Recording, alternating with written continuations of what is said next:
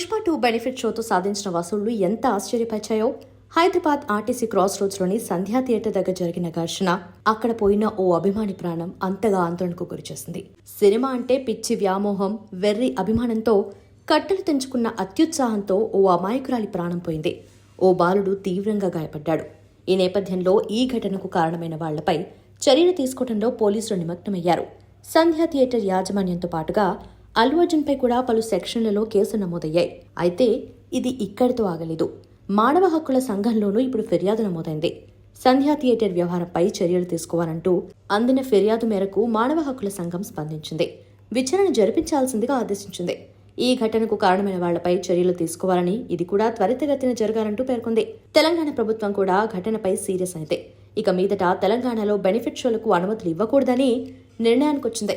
మైత్రి movies నిర్మాతలకు ఈ ఘటన తలనొప్పిగా మారింది. ఈ వ్యవహారంలో మైత్రి మూవీస్ నిర్మాతలపైన విచారణ జరగొచ్చు. బాధిత కుటుంబాన్ని అన్ని విధాలా ఆదుకుంటామని నిర్మాతలు ఇప్పటికే ప్రకటించారు. అల్లు అర్జున్ కూడా ఈ మేరకు ఓ ప్రకటన చేసే అవకాశం ఉంది.